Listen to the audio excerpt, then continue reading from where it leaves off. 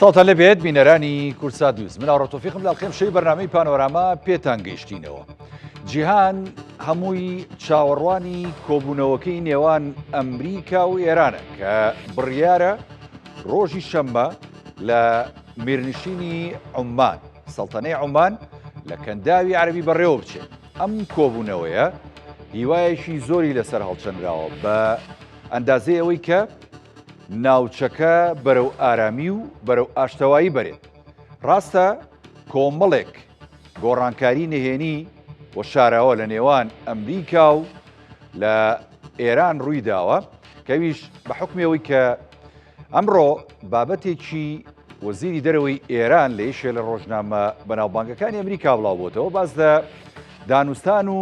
ڕێککەوتنەکان و نزیکبوونەوەکانی ئێران و ئەمریکاکە لەسەر بەرنامەی ئەتۆمیە وڵاتە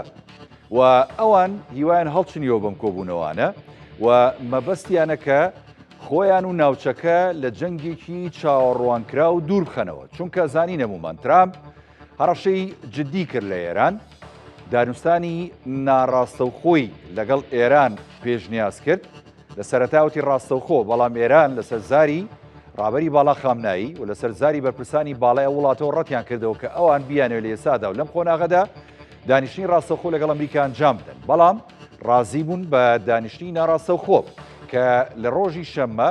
لە سەڵتەنەی عومان بەڕێوە بچێت. بەڵام هەندێک زانیاری لێرە و لێ بڵاو بۆتەوە ئەمریکا دوایەوەی کە دوێنێ دۆناڵد ترامپ پێشوازی کرد لە ناتانیاهۆی سەرۆکوەزیرانی ئیسرائیل یعنی هەندێک بابەتی داوە بەجۆی دۆناڵد ترامپە و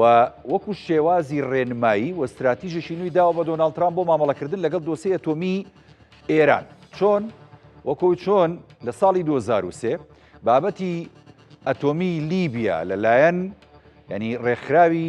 ئەتۆمی جیانەوە یەکلا کرایەوە و مراقیبەکانی نێرایەوە و بابەتەکە بە تەواوەتی هەڵوەشێنرا ئێستا بەم شێوازە مامەڵە بکە لەگە دۆسی ئەتۆمی ئێران بەڵام ئەمە بەنسبەت ئێرانەوە بە تەواوەتی ڕەت کراوەتەوە چونکە لە ماوەکانی ڕابردوو گفتوگۆکانی ئەو وڵاتە لەگەڵ وڵاتانی جیهان و ئەمریکا بابەتەکەی پێچەوانە کردەوە. گفتوگوی زیاترەکەین لەبارەی ئەم کۆبوونەوە گرنگی کە هەموو جیهان چاوەڕێیەکات بە میوانداری بەڕێز کاک موهەنەد فەیسەڵاکری شارەزای سیاسەت و کاروباری ئێران کە بە سکایپ لە ئاکرێ لەگەڵمانە. کاک موهەنەد سڵاوت لێبێ. یعنی ئەو کۆبوونەوە زۆر گرنگە بۆ هەموو جیهان و بۆ ناوچەکە و بە تایبەتیش بۆ ئێران و ئەمریکا. نازانم کۆبوونەوەکە چکە بڕیاری لێدراوە کە شەممە ئەنجام درێ بەڵام هەندێک زانیاری وردەیە کە دەڵێن ئەمریکا تا ڕادەیەک پێشنیازی نوێ هەیە و دەشێوێ پاشەکشە بکات لەم کۆبوونەوەیە. خوێندنەوەتان بۆ کۆبوونەوەکە بە گشتی چییە؟ سازەکرێت ناکرێت یا ئەو کۆبوونەوەیە ئەنجامی باشیە بێت؟ سڵاو لە تاو لە هەمی تەماشاوان و بینەرێن کورسات نیوز و بەرنامەی پانۆراما وەکو دیارە کە پەیوەندیت ناوبەینە ئەمریکا و ئیرانێدا سەرانسەری مێژوێدانی پەیوەندیت سەقامگیر نەبووینە و ئەڤرازی و سەرنشیڤیان هەبین و زۆر جارە ئەمریکا و ئیران فترەیەکی یان قۆناغێکی قۆناغەدا گەشتینە یەک و هەلوێستێن یەکن هەبی و تایبەتی بەری 1970دا سەردەمێ شاهیدا بەلێ دیف 1970دا پەیوەندیەوان بەرەف خراپی و بەرەف ئالوزیا چوینە. طبعا ئەو پەیوەندیان ئالوسیان کە ئەو ئالوزیە نابینە ئەمریکا و نابینە گەلی ئیراندا نەبەستنێ ڤەدگەرێنەوە بوو هاتنە خۆمەینی و یان سەرکەفتنە شوراشە ئیسلامی بوون ئیرانێ بەڵکو حتا ساڵ 1953دا دەمێ پرۆسەکە دیموکراسی ئیرانە ڕێوە چووی و محەممەد مصدق کە بوو سەرۆک کۆمارێ ئیرانێ و شاه هاتە هەتا ڕادەکی هاتە لادان سەروێ دەسەڵاتە دیار بە بەرژەوەندیە ئەمریکا وڵاتێن ڕۆژ ئاوادا نەبوو بە بەریاردا کودەتاکە سەربازی کرد و شاه جارەکەی زڤڕاندەوە بۆ سەر دەستخەڵاتێ لێرەدا دەستپێکە ئالوزیێن نابینە ئەمریکا و ڕۆژ ئاوای و نابینە گەلە ئیرانەدا بەلێ پشتی 1970دا پەیوەندیتوان زیاتر ئالوز بوون و ئالوزی کەفتە ناوان پەیوەندیادا پشتی وێ چەندێ کە ئەمریکا پێشوازی کرد الشاه ئیرانێ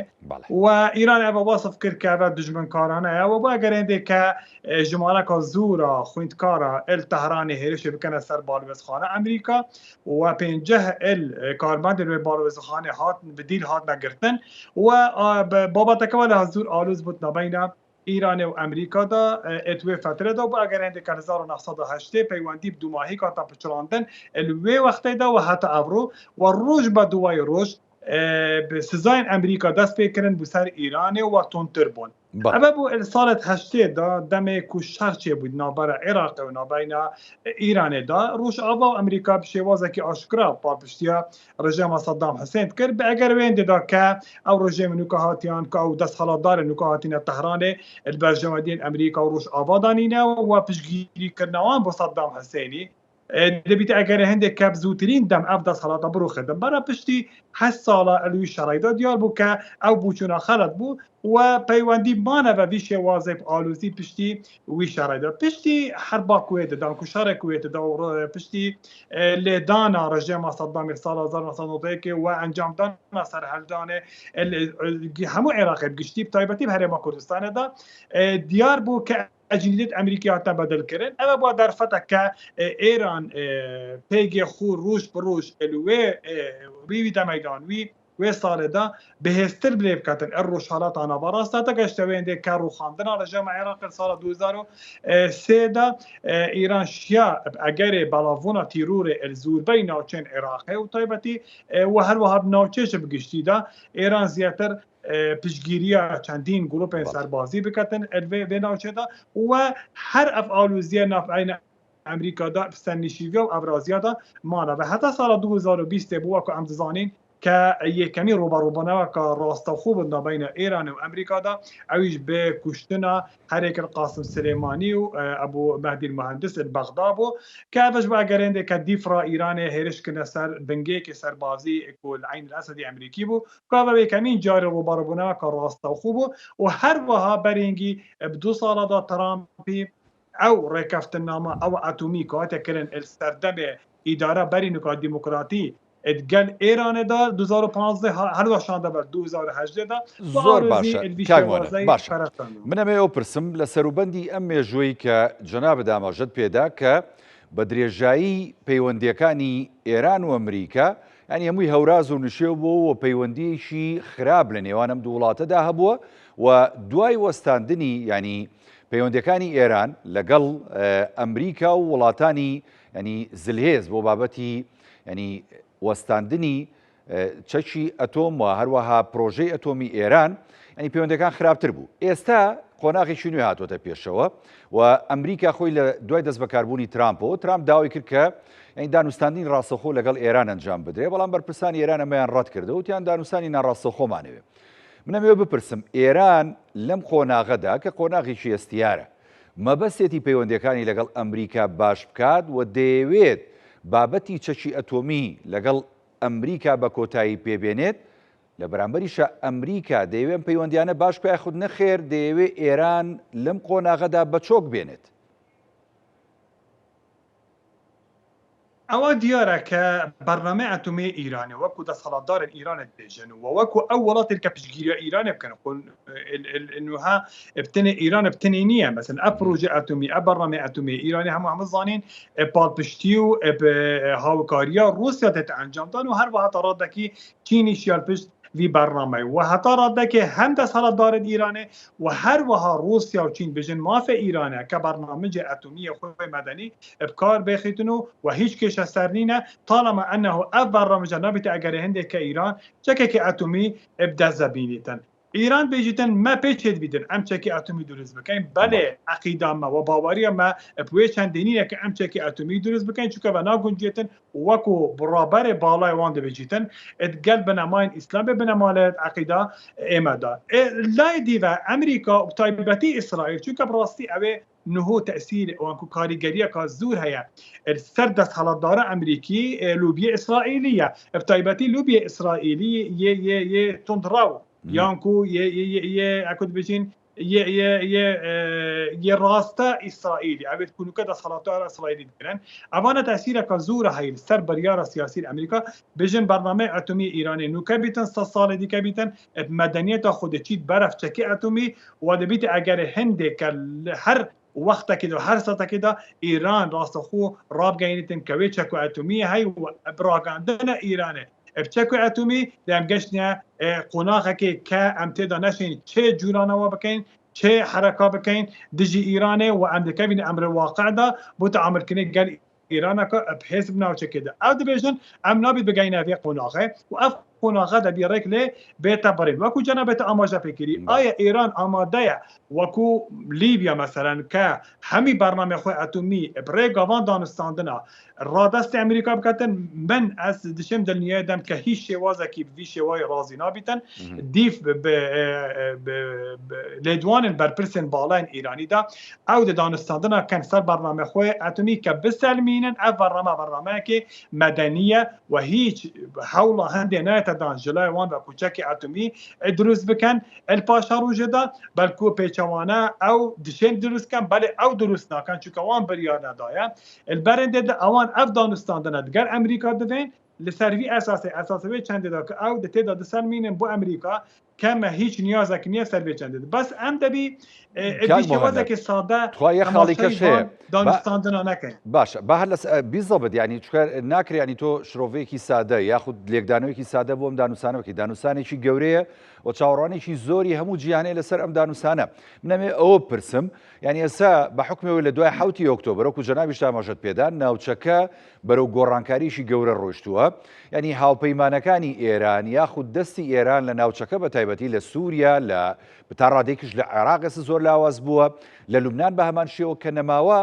ئەمانە خاڵی لاوازی ئێرانی بەدەرخستووە بۆ ئیسرائیل و بۆ ئەمریکا پێ دوایە ئێران لە ئێستادا کە دەچێتە دانوستانەوە لە چۆنەڵی لە هێزەوە دەڕوات یاخود نەخێر ناچارە فشاری سیاسی فشاری سەربازی تەنانەت فشارێکی ئابووری گەورەی لەسرە کە لە ناوخۆی وڵاتەکەدا ئەبینین تمەنی ئێرانی بەرودارمان چووە ئاستی ئابووری خەڵک زۆر لاواز بووە کەواتە ئەمانە وای لە ئێران کردو ئێستا بە ناچاری بچێتە دانوسانێکەوە لەگەڵ ئەمریکا کەواتە توانین بڵین ئێران لە لاوازیدایە و ئەمریکاش لە ئاستی بەهێزیدایە کەواتە ئەم دوو تەرەفەکە دەگەنە دانوستان پێ دوایە ئێران بە هەموو شتێکی ئەمریکا ڕازی بێ ڕاستە ینی ئێران وەکو کە بنین ینی لەوان کەوانەدا کە هاوپەیمانەکانی لاواز بووینە تایبەتی لە لوبنان لە سووریا نەماوە بەڵام لە لوبنان لاواز بووە لە فلەستین هەروەها بەڵام ڕەنگە هەتا ئێستا لە یەمەن ماون و کاریگەریان هەیە لەسەر شوێنێکی یان لەسەر ینی کۆرنەیەکی زۆر استراتیژی ئەم جیهانە کە ڕێگای بازرگانی جیهانیە کە ئێستا لە سەرڕای ئەم هەموو هێرشانەی کە کراون لەسەر لەلایەن ئەمریکاوە و زۆر چەکی قورسیش بەکارینەوە بەڵام دەبینی هەتا ئێستا ئەو هاوپەیمانەی کە لەوەیە کە حوسیەکانن هەتا ئێستا کاریگەریان ماوە وەڵەواز نەبووینە دەچینە بابەتێکی تر بەڵێ ڕاستە ئیران ڕاچاوی ئەم بارە دووخا دەکاتن و دەشتە دانوستاندن لەسەر ئەو ئەساسی ئەو بارە دووخە بەڵام ئێران دوو نقطەیە دوو خاڵیە یەک ئێران پێشتر دانوستاندنی کردووە ئەمە لەسەر زاری ئەوانە لەگەڵ ئەمریکا دەڵێن ئێمە دانوستاندنمان کردووە و ڕەنگە ببیتە دانوستاندنی ڕاستەوخۆش بە خۆمان دیت ینی جەواز زەریف لەگەر وەزیری دەرەوەی ئەمریکای پێشتر لە سەردەمی وەبزانم ئۆباما باکە من هەڵە نەبم ئەو کاتە پێکەوە دانیشتکە یەکەمین جار بوو و گوتیان بەڵام دواتر چی هات دواتر دەرچوو ئەمە هیچ تەنها ئەمە حبرێکە لەسەر وەرەقەیەک و ئەمریکا دانی پێنانێتن کەوانە تەجریبەیەکی هەیە تەجریبەی ئەوەیە کە سیقەیان باوە نییە کە دانوستاندنەکان کاکە بگەنە ئەنجامیش ئەمریکا التیزامی بە ئەو دانستانە بکەن ئەمە یەک دوو هەروەها تەجریبەیەکی تر هەیە تەجریبەی لیبیە تەجریبەی ڕادستکردنی بەرنامەی ئەتۆمی لیبی بوو کە گوتیان دوای ڕادستکردنی ئەو بەرنامە و دوای کە موعەمەر قەزافی بۆ ئەمریکا بڕۆژ ئاوا هەمویان سەرماندی کە هیچ نیەتێکی ئەوەی نییە کە چەکی ئەتۆمی و کە وزە ئەتۆمی دروست بکاتن بینیمان کە چون ئەوانە هێریشیان کردە سەر لیبیا و ئەم ڕژێمیان ڕوخاندەوە ئیران دەڵێتن ئێمە ئامادەی نەبوو دانوستاندن ئێمە حاضری کە دانوستاندن بکەین ئێمە لەگەڵ ئەمریکا دادەنیشین ڕاستەوخۆ بیتن نەڕاستەوخۆ بیتن بەڵام لەسەر ئەساسی هەندێک بنەما ئێمە بە هیچ شێوازێک سازش لەسەر ئەم بنەمانە ناکەن چونکە ئەوانە پێیان وایە ئەگەر سازش بکەن لەسەر ئەم بنامانە ئەوانە ڕێگا خۆش دەکەن بەرەو ئەوەی کە ئامانجەکانی تری ئەمریکا بە تایبەتی لوبی ئیسرائیل لە ئەمریکا بەجێ بێتن ئەویش یەکەم جار ستاندنەوەی بەرنامەی ئەتۆمی ئیرانە و چەکردنی ئیران لەو بەرنامەیە دواتر ئەوە هێرش بکەنە سەر ئێران کە ئێران هزری ئەوەی دەکات کە شتێکی وا لە ئارادا هەبێتن ئەوجا ئەوانە خۆیان گرێ دەدەن بە بەرنامەی ئەتۆمی خۆیان و ئێستا دەبینیم ینی لەو شوێنە لەو شوێنی تردا هەندێک لێدوانی بەرپرسی نوێیە بەرپرسانی ئێرانی هەیە کە پێش وابزانە دوێنێ هەندێکیان باسییاوایان کرد کە دەبی ئێمە خێرایی بکەین و چەکی ئەتۆمی دروست بکەین و پێش چەندێک یەک لە فەرماندە باڵاکانی سوپای پاسداران گوتیان ئێمە چێکێکی کوژەکمان هەیە کە ئەمە بەکار دێتن هەر کاتێک و ساتێکی مە هەستمان کرد کە هێرشی ڕاستەخۆ کراوە سەر بەرنامەی ئەتۆمی ئێمە ئەو چەکەیە چییە؟ ئەمە ڕاستی وا نیشان دەدات کە ڕەنگە ئێران هەندێک سوپرایزی هەبێتن بەڵام ئەمە سوپرایزی هەبێ بۆ ئەمریکا و بۆ ئیسرائیل و کۆمەلگای نێودەوڵەتی کاکمانەت یعنی بۆ ئەمریکا بۆ ئیسرائیل کەوانە ئێستا لەسەر خەتن هەردووکیان ئەوەی لەسەر خەتن ئێستا و باسی ئەم بابەتە دەکەن ئەمریکا و ئیسرائیلە بەڵام ڕەنگە ئەوروپیەکان بوچوونیان جیاواز بێت لەگەڵ ئەمریکا حتا شتێکی تریش دەڵێن حتا ئێستا دەڵێن بوچوونی ئەمریکاش لەگەڵ ئیسرائیل بوچوونێکی جیاوازە ئیسرائیل دەیەوێت ئەم گۆڕانکاریە و ئەم بارەدۆخەیەکی ئێستا لە ڕۆژهەڵاتی ناوەڕاست هاتووتە دی یعنی بەکار بینێتن بۆ ئەوە یەکسەر ڕاستەخۆ لە ئێران بێت لە بەرنامە کارتێکی فشار بیزەبچ کە چەند جارێکیش هەڕەشەی کردووە کە ینی ڕاستەوخۆ هێرش دەکاتە سەر بەرنامە ئەتۆمەکی ئێران و ئەو وێزگە ئەتۆمیانی کە دروستی کردووە تەنانەت ینی قسەکە ئەوەیە و هەندێک زانیاری ئیستیخباراتی ئەوەیە کە ئەمریکا تا ڕادەیەک ئەم دۆخی ڕاگرتووە بۆیە کە ڕێگە بدا ینی دانوسانەکان دەست پێ بکات و تا ڕادەیەک شتێک لە دانوسانەکان شین بێت منش پێم وایە ینی ئیسرائیل ئاماجێکی تری هەیە بەڵام ئەمریکاش ئاماجێکی تری هەیە و ئەمریکا ڕەنگە ئەو ڕێگای ئەمریکا گربێتن بەخۆمان بینیانی کە کاتێک پێش دوو ڕۆژێک نەتەنیاهو لە واشنگتۆن بۆ ڕەنگە سەرسوورمان بێتن بەوەی کە ترامپ ڕاگەاند کە ئەوانە دانوستاندن دەکەن لەگەڵ ئێران ڕۆژی شەممە کە بەپێی هەموو دەستگاکانی ڕاگەاندنی ئیسرائیلی دەڵێن نەتەنیا ئاگاداری ئەم بابەتەنە تەنانەت لەوە نەبێتن لەو ساتەی کە لەگەڵ ترامپ دانیشت بوو کەنەگە ئەمە ینی نەتەنیا شوک کرد بێتن من پێم وایە سیاسەتی ئەمریکا سیاسەتێک ڕەنگە جێواز بێتن لەگەڵ سیاسەتی ئیسرائیلی ئەمریکا نەک بەر ئەوەی کە دەڵێتن ئێمە مەسەرەن ناتوانین مەسەرەن لە ئیران بدەین مەسەرەن ئێمە ڕێگیری لە ئیسرائیل دەکەین بۆ ئەوەی کە مەسەرەن لەبەر بەرژەمەندی ئیران نەخێر پێم وایە ئەمریکا ڕەنگە تەماشەیەکی دوورتر هەبێتن ئەمریکا پێی وای بێتن کە ئەکەر هێرش بکرێتە سەر بەرنامەکەی ئەتۆمی ئێران ڕەنگە ئێران تەڕ و هشکی ئەم ناوچە بکات بە ئامانج و بێتە ئەگەری ئەمە تەنانەت لە بیرمان نەچێتن ینی زوربەی بنگەکانی ئەمریکا زوربیان لە وڵاتانی کەنداون ئێستا ئەوانەی کە حالیان لە ئێران خراپترەوە حالیان زۆر نالەبارە و زۆر نائارامە وڵاتانی کەنداون کە ئەوانە دەڵێن ئێستا حتا عێراقیش وایە بەڵام زیاتر ئەوانە چونکە ئەوانە دەڵێن لەوانەیە ئەگەر شەڕەکە بەرفراوان بێت و هێرشی بەرفراوانی پێچەوانەی یەکتر بکەن ئێران و ئەمریکا یەکەمین کەس کە زەرەر بکات یەکەمین وڵاتان کە زەرەر بکەن لە جیهاندا یەکەمینیان ئەوەیە کە وڵاتانی ینی جەناب زانیاریەکە درکاند کاکمۆنت باست لەوە کرد کە ئێران ینی لەوە چێ ئەگەر نەگاتە ڕێکەوتن مفاجەیەشی هەبێ بۆ ئەمریکا و ئیسرائیل کەویش جۆرەچەکێکی نوێ ینی پێدەچێ ینی چەکە ئەتۆمەکە بێت هەندێک زانیاریکەی هەواڵگری هەیە بازەواکە کە ئێران هەندێک لە چەکی پێشکەوتوو و موشەکی داوە بە هاوپەیمانەکانی لە عێراق لە حاڵەتی ڕێک نەکەوتنە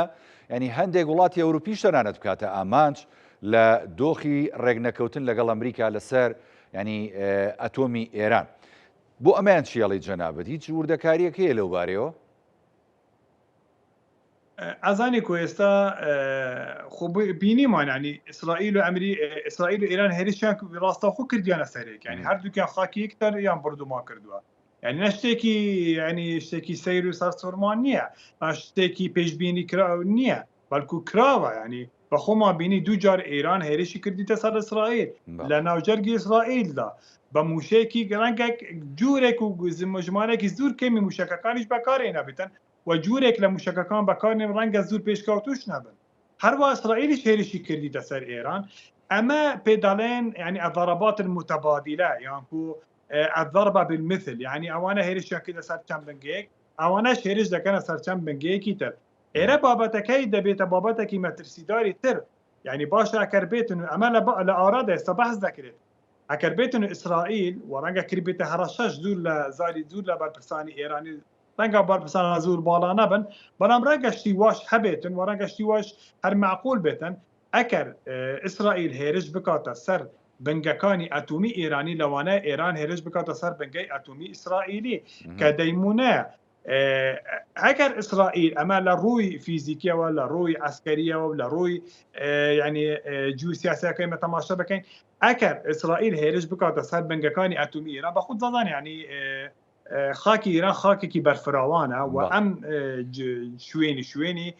بنگەکانی ئەتومی ئێران لە شوێنە جیاوازەکان و لێک دووری ناو ئێرانە ڕەنگە کاریگەریەکی خراپ بکەن لەسەر چەند شارێکی ئێران، بەڵام کاریگەری خراپ نابی لەسەر هەموو ئێران، بەڵام ئەگەر خوانە خاستە ئەگەر بێتن و ئەم شەڕە ببێتە لێدانی وەکو یەک ئەوانە هێرش بکانە سەر بنگەکانی ئەتومی ئێران هێرش بکاتە سەر بنگەی ئەتومی دەیمونە، ئەوەی لە دەیمونە ڕوودەداتن کارەساتێک ڕوئەداتن نەک تەنها لەسەر ئیسرائیل، چونکە ئوردون نزیکە، چونکە مصر نزیکە، چونکە سعودیا نزیکە، لەوانەیە ببێتە ئەگەرێکی ئەمە کە کاریگەری خراپ لەسەر ئەم وڵاتانە شەبێت. باشە بۆ نمونە با ئێمە کاریگەریە خراپەکانی ڕێگنەکەوتنی ئێران و ئەمریکا بە دوور بگرین. باشە بۆ بە حکومیەوەی کە ئێستانی تا ڕادەیەک دوای ینی نەمانی ڕژێمی بەشار ئەسەد و هەروەها لاوەزبوونی حیزبوڵڵا و لاوەزبوونی حەماس، ینی ئەوە تا ڕۆژهەڵاتێکی تەقریبەن ناوەڕاستی ئارام هاتۆتە ئاراوە و خودی ئیسرائیل و خودی وڵاتانی کەنداویش و لەسەرەوە موشیان و ئەمریکا و ئێرانیش نەیشاردوێتەوە لە زاری بەرپرسانی باڵایەوە کە ناوچەیەکی ڕۆژهەڵاتی ناوەڕاستی ئارامیانەوێت بە بێ شەڕ و تەنانەت ئەمڕۆیان لە بابەتەکەی عەباس عێراقچی وەزیری دەرەوەی ئێران کە لەیشێ لە ڕۆژنامەکانی ئەمریکا بڵاوی کردەوە بازەواکە کە ئێمە جەنگمان ناوێت، دەمانوێت دووربین لە جەنگ، با بژاردەی جەنگ بخەینە ئەولاوە، با بێنەوە سەر مێزی گفتوگۆکانی ئەمریکا و ئێران لە سەڵتەنەی عومان کە ڕۆژی شەمە بەڕێواچێ. کارتە فشارەکانی ئەمریکا چییە بۆ ئێران و لە بەرامبەریشە ئێران کارتی فشاری چی پێیە ئەمجارە لەگەڵ ئەوەی کە لاوازیەکی زۆر هەیە لە ڕووی سەربازی و سیاسی و ئابوووریەوە لە خودی وڵاتەکەی خۆی و لە خودی هاوپەیمانەکانیدا کارتەکانی بۆ ئەمریکا چین؟ ڕاستە باباسی دیمەنی گەشتبینەکەی بکەین، گەشتبینەکەی ئەم جارەی ئێستای دانستانەکان بکەین کە لەوانەیە بگەن بە ڕێککەوتن نامە و ئەگەر من پێم وایە ئەگەر نیەتی دوولایەنە هەبێتن پێم وایە دەتوانە بگەن بە ڕێککەوتن و هەرچەندە ڕەنگە ئیسرائیل ڕازیش نەبێتن بەمە، چونکە ئیسرائیل لە 2015 ڕازی نەبوو بە ڕێککەوتنی ئەتومی، لەوانەیە ئێستاش ڕازی نەبێتن، بەڵام ئەگەر نیەتی هەردوو لا هەبێتن ڕەنگە بگەنە ئەو لەوانەیە بگەنە ڕێککەوتنێک لە نێوان هەردووکیان. با ئێمە لە بیرمان نەچێتن ترامپ هزرەکەی بیرێکی ئابووریە.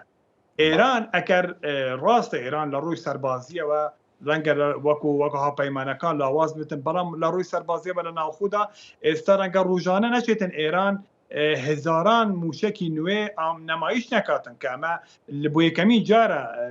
نمایش دەکاتن لە گۆڕەپانی ئەسکەریدا. جگەن ئەمەدا خۆی مە لە بیرمان نەچێتن ئێران یەکەمین وڵاتی نەوتە لە ناوچەکەدا. ئێران نەوتێکی زۆر هەیە و ژێرخابوخانێکی ئابووری بەهێزی هەیە. ترامپ هزرێکی ئابووری هەیە. ئەمن پێم وایە ئێران دەتوانیت لە ڕێگای دیبلۆماسیەوە ترامپ ڕابکێشیتن بۆ ڕێککەوتنێکی ڕەنگە هەتا ڕادێک لە بەرژەوەندی ئێران بێتن لە ڕێگای چێ لە ڕێگای ئابووریەوە نەک لە ڕێگای سەربازیەوە. هەروەها وەکو گوتم با ئێمە لێکدانەوەکە بە سادەی و نەکەین بابەتەکە تەنها گرێداین نییە بە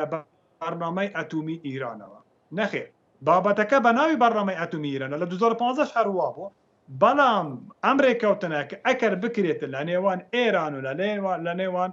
وڵاتی یەکگرتووەکانی ئەمریکا ئەمە بەڕاستی کاردانەوەی ئابووری و جیوسیاسی لە هەموو ناوچەکەی دەبێتن وەکو گوتم یعنی ئێران دەتوانێت لە ڕێگای ئەو ئابوورەی کە هەیە ترامپ ڕابکێشێتن چۆن سعودیە بە تریلیۆنا دۆلار ئێستا ئیدارای ترامپ ڕازی کردووە و بۆ خۆی ڕاکێشەوە ئێران دەتوانێت لە ڕێگای ئەو خانووی ئابوورەی کە هەیە دەتوانێت ترامپ ڕاکێشی بۆ ڕێکەوتنێک کە ڕەنگە هەتا ڕادێک لە بەرژەوەندی ئێران بێتن ئینجا لە هەمان کاتدا ڕەنگە ببێتە هەوێنێکم ببێتە دەستپێکێک بۆ داڕشتنەوەی ناوچەکە بەگشتی چونکە ئەم دانستاندنەی دەکرێتن بە ناوی بەرنامەی ئەتۆمیە بەڵام لە هەمان کاتدا دەبێتە داڕشتنەوەی سەر لە نوێی ئەم ناوچەی کە ناوچەی ناوەڕاستە ڕۆژهەڵاتی ناوەڕاستە ئەوجا بگرە لە سووریا و لە فەڵەستین و لە لەبنان و لە عێراق و لە یەمەن و ئەمە ڕاستە لاواز بە ئێران بەڕام هەتا ئێستا یعنی هاوپەیمانەکانی ماون نەک لە ناوچوونە ماون ئەوانە هەر دەبن ئەگەری ئارێشەی لەم ناوچەیەدا ئەو جاکەر ئەمریکا ڕێک بکەوێت لەگەڵ ئێران لەسەر بابەتی ئابووری اینجا لەسەر بابەتی جیوسیاسی ئەم ناوچەیەدا ڕەنگە ئەمریکا بتوانێت قازانجێکی زۆر بکاتن و وەکو گوتم یعنی ئێمە لە بیرمان ناچیت هاوپەیمانەکانی ئەمریکا لەکەمدا ڕەنگە فشارێکی زوریان هەبێتن و نانێ فشار دەڵێن هەولێکی زوریان هەبێتن لەگەڵ ئەمریکا کە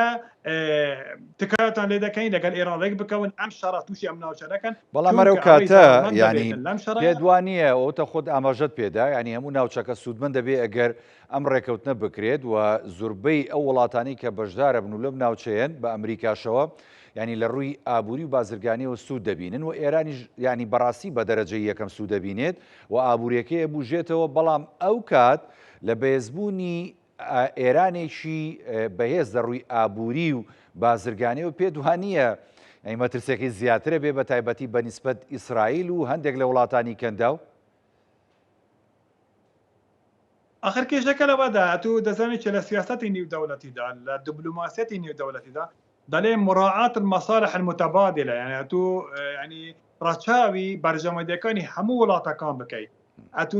ناتوانانی مەسەڵەن ئێستا ئەم بینیمان ینی ترامپ پێشان ڕۆژێک سەرۆکی ئەمریکا یعنی هەرچی باجە لەسەر زۆربەی وڵاتانی جیهانی زیاد کرد دواتر ئێستا ئەمڕۆ بریاریدا چی کرد ئەو باجانە هەڵبەشان بوو ماوەی نۆت ڕۆژێک لەبەرچێ چونکە کاریگەری خراپی لەسەر ئابووری خودی ئەمریکا هەبوو بۆ ئەگەری ئەمە کە ئەمریکا 5 تریلیۆن زەراری پێ بکەوێتن لەبەر ئەوەی ڕاگەر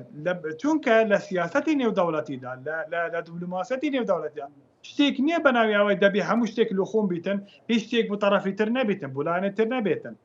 ئەوە ئێستا دەکرێتن لە نێوان ئەمریکا و ئێراندا من پێم وایە ئەگەر ئەم دانوستاندنە بگەنە ئەنجامێکی باش بگەنە ئەنجامێکی ئەرێنی بگەنە ئەنجامێکەوە کە شەڕەکە لە ناوچەکە دوور بخنەوە دەبی بەرژەوەندیەکانی یەکەم ئەمریکا و ئێران ڕاچاو بکرێتن بە شێوەیەکی بەرچاو هەروەها بەرژەوەندیەکانی وڵاتانی تریش ڕاچاو بکرێت بەڵام بە پێی ڕاژە ینی مەرج نییە کە هەر هەمویان پێکەوە بە یەک ڕاژە بەرژەوەندیەکان ڕاچاو بکرێتن بەڵام بە پێی ڕاژە بەرژەوەندیەکانی کەندا ڕاچاو بکرێتن ئیسرائیل ڕاچاو بکرێتن ئەمریکا ڕاچاو بکرێت هەروەها ئیران هاوپەیمانەکانیش ڕاچاو بکرێتن بۆ ئەوەی کە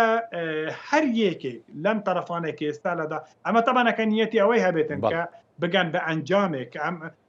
ئەم دانستانە بۆ ئەوە بێتن کە کوتایی بەم گرژیانە بێنن هەر یەکێکیان بەرژەوەندی ئەوانە بێتە پاراستن لەم ڕێکەوتنامەدا کە هەر یەکێکیان وایان دەربخن یعنی کە ئەوانە براوان لەو ڕێکەوتنامە یعنی ئەمریکا بڵێت براوا بووم چونکە توانیم ئەو هەڵە ئێران بکەم ئێرانیش برێتن ئەم لەو هەڵ مەرجەدا توانیم براوا بن چونکە ئەوە بەدەستم کەوتیە ئەمە پێ دەڵێن کە دیبلۆماسیەتی زیرەکانە و دیبلۆماسیەتی ینی هەرخۆی ینی ترامپیش کاکمۆنە دوای دەست بەکاربوونی ئەنێ ڕاگەیاند کە ڕۆژهەڵاتیشی ناوەڕاستی بێجەنگیەوێت بە حکمەوەی کەوتان لە نێوانی رووسیا و ئۆکراینە بۆ ڕێککەوتن و کۆتاییێنان بە شەڕ و تا ڕادەیەکی ژیانی زەختی فشاری لە ئیسرائیل کردبووی کە کۆتایی بە شەڕ بێنێت لە غەزە و لە هەندێک ناوچەی دیکە ئێوە لەگەڵ ئێرانی ژواتەوە پێشەوە کەواتە ئایندەی ڕۆژهەڵاتی ناوەڕاست ئەتوانین بڵین لە سەردەمی ترامپ لەم 4 ساڵەدا ئایندەیەکی گەشت دەبێت بۆ هەندێک لە وڵاتان و ئەمریکا و تا ڕادەیەکیش ئارام دەبێت لە ماوەی دوو خولەکە وەڵام بیتەوە. سپاس دەکەم. وڵی هیوا دەکەین ئینشاءڵە هەروە بیتن ئینشاءڵە دیوی گەشتبینەکەی ئەم دانستاندا نەبێتن ئینشاءڵە بێتە ئەگەری ئەمە کە ئەم ناوچەیە ڕزگار بەڕاستی ئەم ناوچە ماندوو بووانی ئەم بەخۆمان هەموو لە ناوچە دەژین دەبینی کە چەند نەهامەتیمان بینەوە تایبەتی گەلی کورد و ئەنجەن هەموو گەلانی ئەم ناوچە و عێراق بەگشتی و ڕۆژهەڵاتی ناوەڕاست یعنی ئەو ژیانەی کە پەسەریان بردووە هەموو شەڕ و جەنگ و وێرانی و ماڵوێرانی و دەربەدەری بووە و گرژی و ئالوزی و نەئارامی و ینی ئەمە هەمووی لە بەرجەمەدی هیچ گەلانی ئەم ناوچەدانە هیوادارین کە ئەوەی بەرز ترامپ گوتیە کە ئەمن ئاشتی بەرقەرار دەکەم لە جیهان ئەمە حقیقەتی سیاسەتی ئەمریکا بێتن هیوادارم نەبێ لوبی ئیسرائیلی تندراو نەک لوبی ئیسرائیلی گشتی بەشێک هەیە کە زۆر تندراوە نەبێ کاریگەریەکی زۆر نەبێ لەسەر ئەوەی کە ڕێگر بێتن بەرامبەرەوەی کە ئەمریکا و ئێران بگەن بەڕێکەوتن و ببیتە ئەگەری ئەمە کە ناوچەکە بەرەو ئارامی و سەقامگیری بچێتن چونکە بەڕاستی ئەکەر ئەم ڕێکەوتنە نەکرێتن نەوانەیە پێش دوو ڕۆژ ئاگام لە سەرروکی ئەندونوسیا بوو کە گوتی هەر گرجیەک و شەڕێک ڕوو بداتن لە نێوان ئەمریکا و ئێران دەبێتە دەستپێکی شەڕی جیهانی سیام کە ئەمە لە بەرجەمەدی نەک لە ناوچەکەدانە بەڵکو لە بەرجەمەدی هەموو جیهاندانە کە ئەمە بەڕاستی کەس خوازراوی ئەوە نییە و کەس حەزیری نییە خەرێک بگاتە ئەم ئاستەی خویناوی کە پێشتر ڕووداوە. زۆر سوپاس بۆ بەڕێز کاکمۆنەت فێسەڵاکردی شارەزای سیاست و کاروباری ئێران کە بە سکایپ لە ئاکری لەگەڵمان بووی لە بەرنامەی پانۆراما. زۆر سوپاس دەکەم. بەڵێ بینەرانی بەڕێز ئەڵخێم شەوی پانۆراماتان پێشکەش کرا. خواتان لەگەڵ.